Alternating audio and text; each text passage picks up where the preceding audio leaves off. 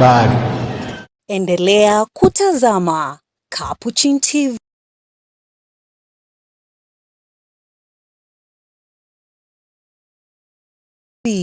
Huduma Katoliki ya Uinjilishaji.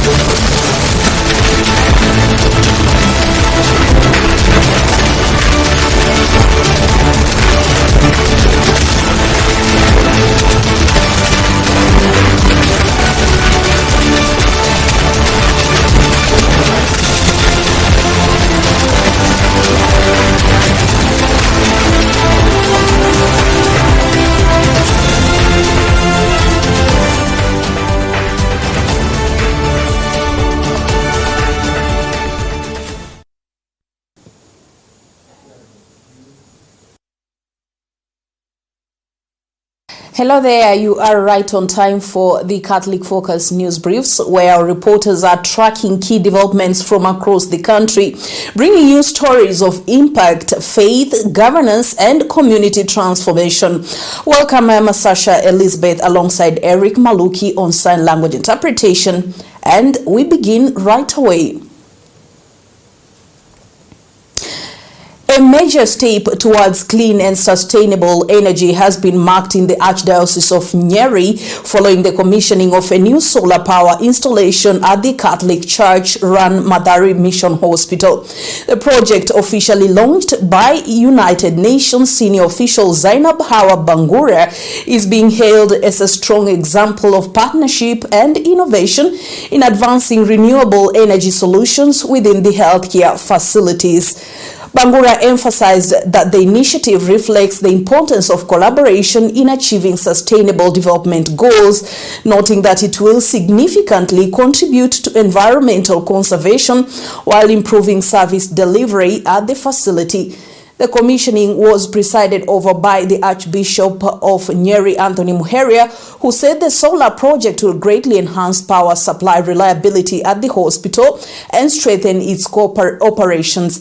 Nyeri County Governor Mutahi Kahiga also commended the church for spearheading the initiative, saying the Catholic Church continues to play a key role in advancing education and healthcare services. The event was attended by several church leaders, including bishops from Murang'a County, Meru County, Embu County, and Maralal, alongside clergy, religious leaders, and the faithful.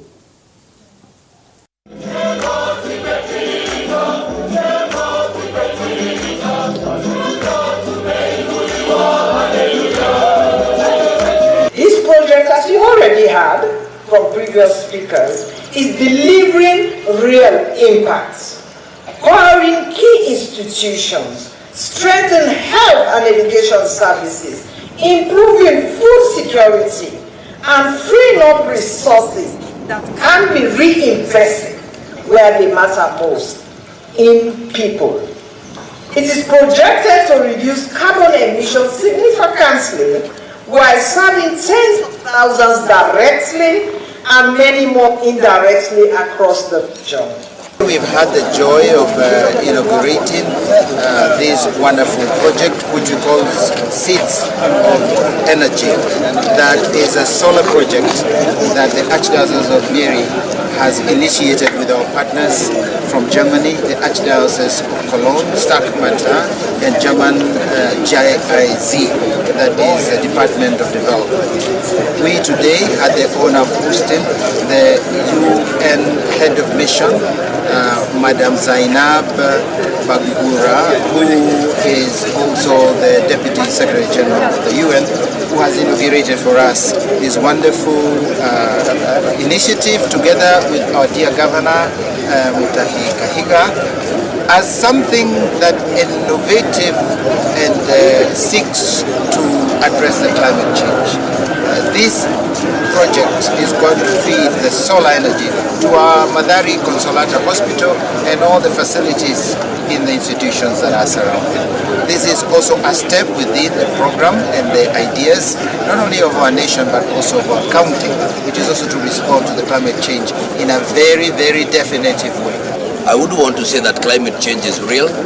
We are already witnesses to what is happening to our environment. A few years ago, this county derived its name from springs of water. That is why it's called Nyeri, from Nyeri. But unfortunately, these days you observe that we cannot swim in the rivers we swam. We do not have enough rain. Seasons have changed, and therefore we are called upon to address this issue of climate change. And so for us is to encourage the church. They are partners in education and in health. And for the people of Nyeri, please let us support these initiatives, whatever little we can do. Ladies and gentlemen, the Seed of Energy project reminds us that faith-based institutions can lead decisively in climate change. It shows that development rooted in values, guided by science, and strengthened through partnership can be both transformative and scalable. I commend the leadership of the Nyeri Archdiocese, the technical teams, development partners, and all stakeholders who made this vision a reality.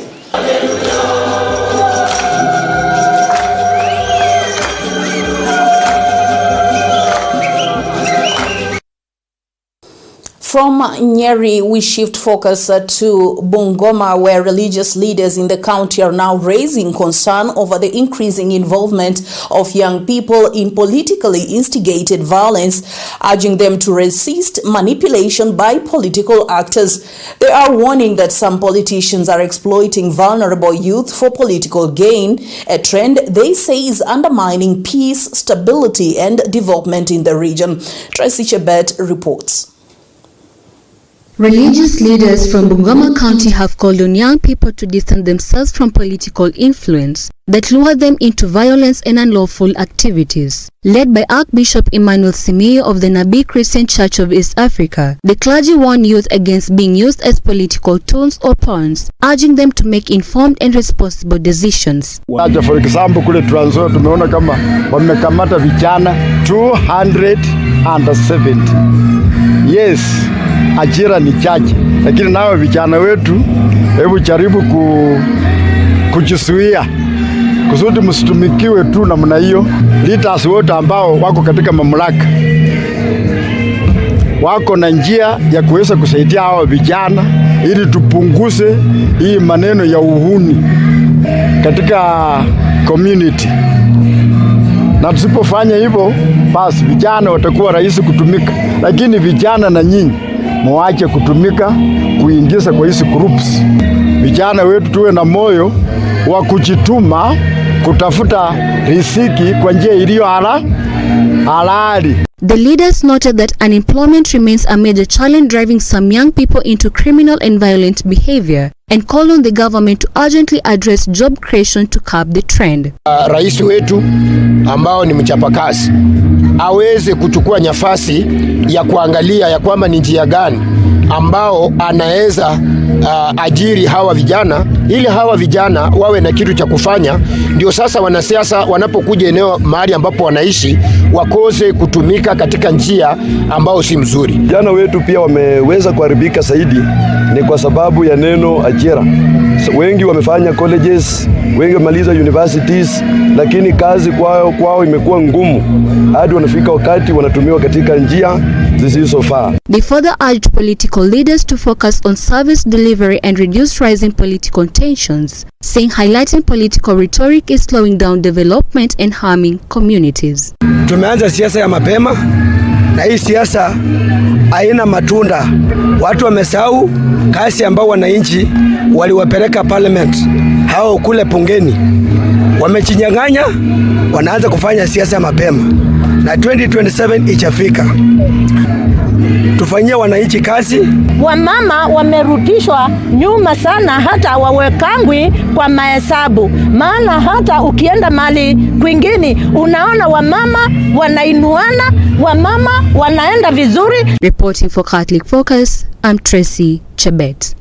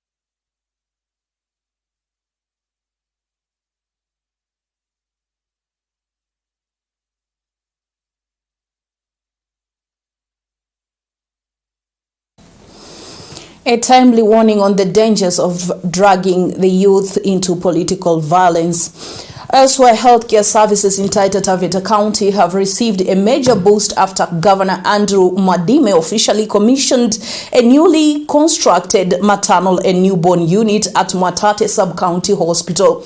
The modern facility, valued at 41 million Kenyan shillings, was funded by the Mpesa Foundation in partnership with the county government and is expected to strengthen maternal healthcare, improve neonatal services, and ease pressure on existing medical infrastructure.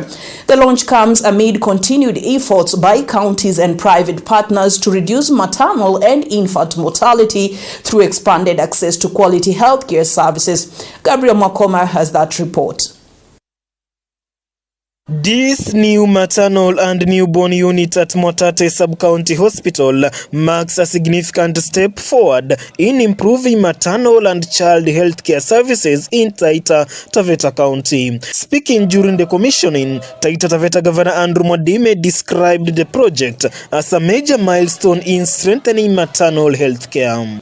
Ndugu zangu, Safaricom wakileta huu mradi Mpesa Foundation, sisi hatujachukulia kiuza. Huu ni mradi kwa kweli, hata umeleta sura tofauti na hii hospitali. Ungejua wiki moja tu imepita, niliona watu wengine kule mtandaoni na alafu wakastage manage wanasema ati hata hakuna maleso wala mabedsheets kwa hospitali hii.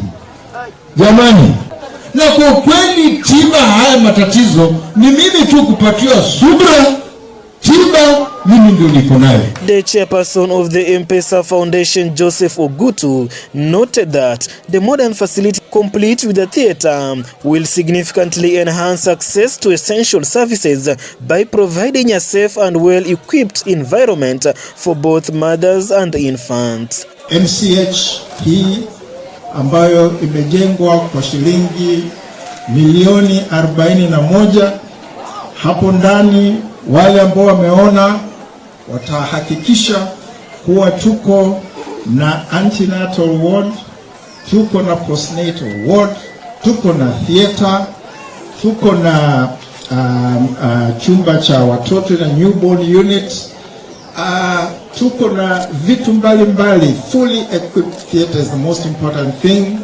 Hii facility iko na solar power, kwa hiyo hata kama stima ikipotea mko pamoja na solar, kwa hiyo kazi itaendelea. Sisi sio wanasiasa, lakini kitu kimoja ambacho kampuni ya Safaricom inasema, mama asife wakati huo wa kuzaa.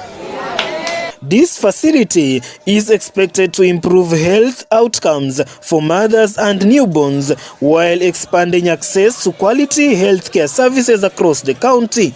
Gabriel Mokoma, Taita Taveta. Great good news for the people of Taita Taveta County. And now we cross over to matters regional trade. The government of Sweden, in partnership with Trademark Africa, has launched a 52 million Kenyan shilling solar lighting project at the Malaba one-stop border post in a major step aimed at boosting cross-border trade and improving operational efficiency along the northern corridor. Susan Bulemi with a full report. The government of Sweden, in partnership with Trademark Africa, has rolled out a 52 million Kenyan shilling solar lighting project at the Malaba one-stop border post aimed at improving trade facilitation and ensuring reliable, sustainable energy at one of East Africa's busiest border points.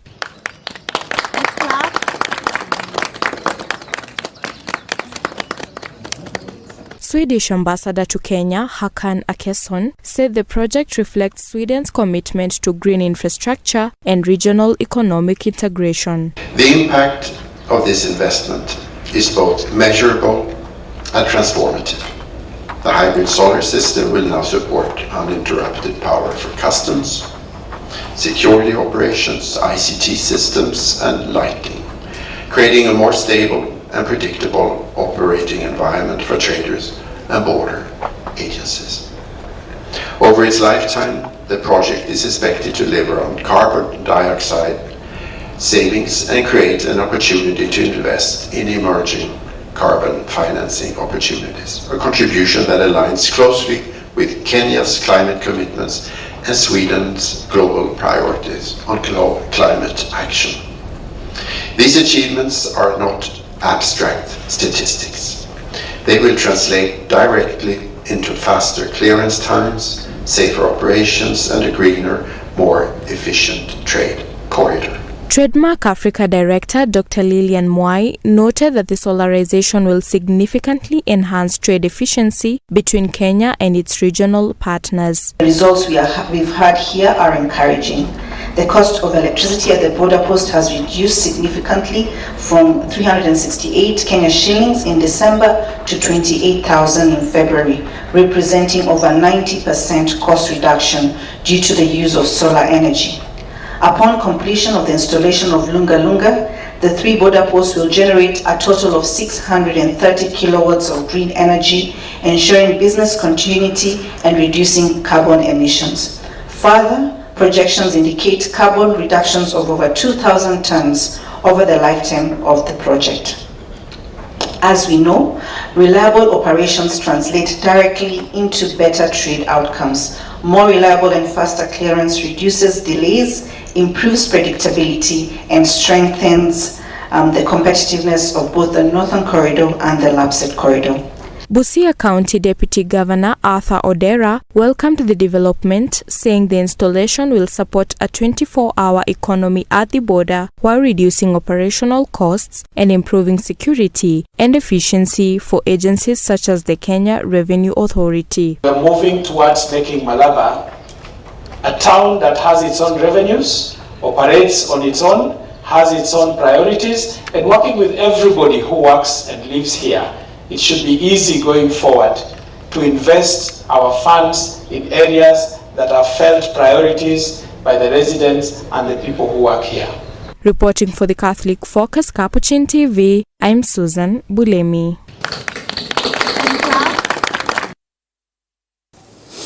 Talk of lighting up trade routes to support economic growth in the region, particularly along the Northern Corridor. And that story wraps up Catholic Focus News in this edition. These and many more stories continue to shape our nation. Catch full details and more updates in our subsequent bulletins. On behalf of the entire Catholic Focus News crew, thank you for watching. I'm Sasha Elizabeth, signing off alongside Eric Maluki on sign language interpretation.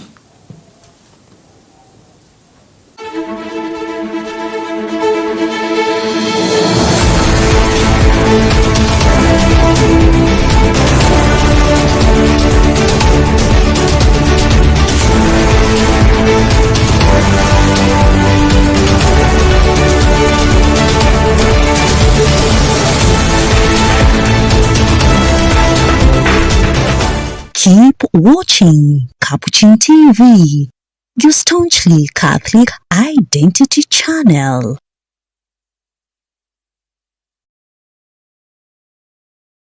You are watching Capuchin TV. For any complaints, comments, or compliments on our programming, you can either write to us on info@capuchintv.co.ke or you can call us directly on 0717 424 866. Your complaint shall be addressed within 7 days. Remember to keep a copy of your communication with us. Keep watching Capuchin TV, your Catholic identity.